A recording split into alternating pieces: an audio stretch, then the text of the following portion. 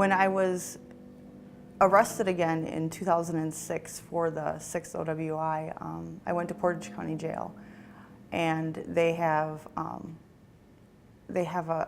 social worker that works there, and he got me an appointment with a psychiatrist, and they were able to diagnose me then with bipolar disorder and put me on medication. And I did a lot of research and found out a lot of the things that I had been experiencing in that 15 years was related to my mental illness, not necessarily that I was a bad person. A lot of the behaviors, the risky behaviors like drinking and driving, going 108 miles an hour down the highway, spending money I don't have, things of that nature were a direct correlation with bipolar disorder.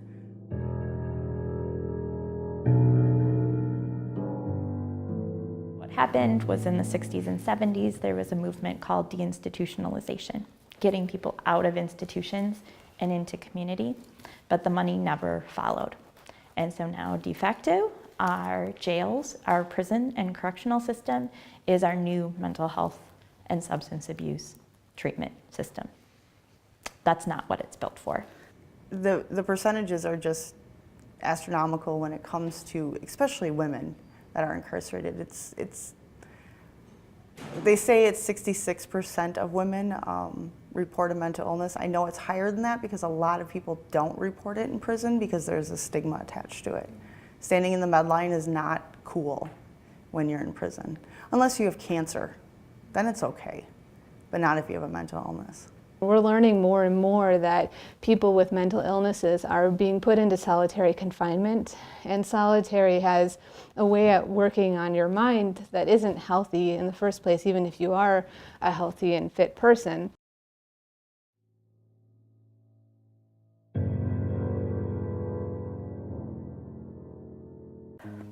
Basically, you're there with yourself, with your thoughts.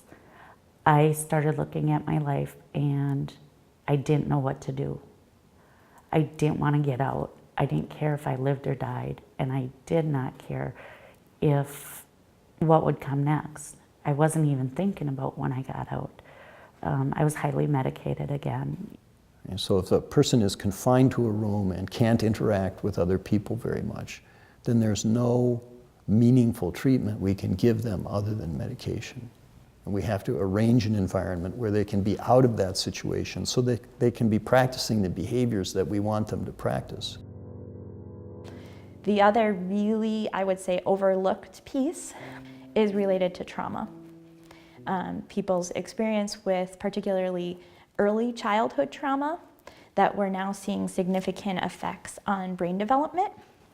We are seeing significant effects on what we might categorize as mental illness, or we might look at as substance abuse. Substance abuse is often a consequence of self-medicating for a lot of the anxiety, depression, those sorts of things that go on. At the age of 5, I was sexually abused by one of my mom's friends.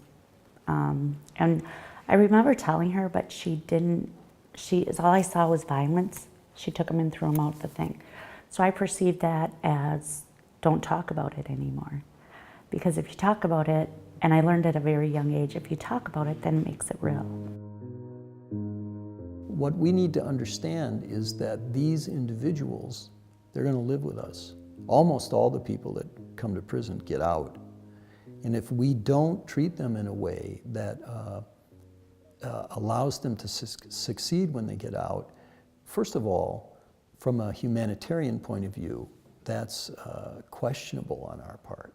But second of all, from an instrumental point of view, from a public policy and public safety point of view, if we don't treat them in a way that makes it likely that they'll succeed, then we're going to have somebody else getting hurt. So I got arrested for, I fell asleep in my front lawn. I was still on probation, and there were officers there that were trying to wake me up. I got up and I was violent, and I spat at them. I was just woke up fighting. So that ensued some more, a new crime. And then I got another year in prison. So when you have an interaction with the police, there's not a lot of control, and many times the police don't have a lot of options. Their option is usually take you to jail. We have made great improvements with CIT officers and law enforcement being more informed about understanding mental health and substance abuse. Crisis intervention training is a 40-hour training that officers go through, and through that training they develop skills to not only work with people with mental illness, but hopefully also to recognize it on the front end.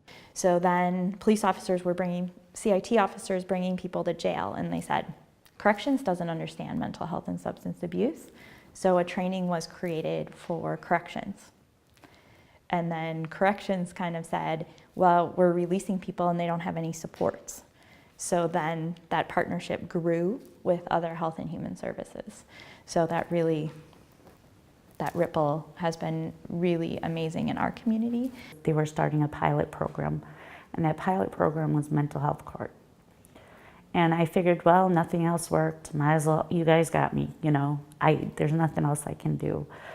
So a lot of the treatment courts and the alternative programs that are out there are operating on their own now. They're out there, and they had been from the start. Our organization was really pushing for their existence, and now we continue to push for their additional funding so that there's not a waiting list, that more people can get into these programs.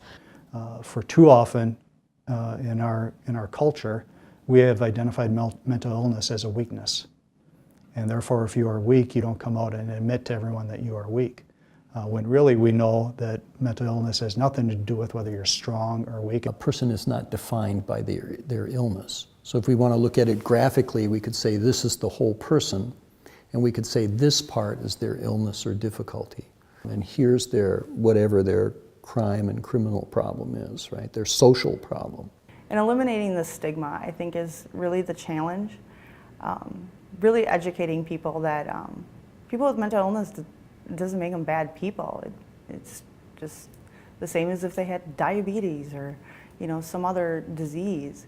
It's no different. We're treatable. We do recover. We do. There's quite a few amazing people that were suffering with mental illness their whole lives, and we're very, very successful.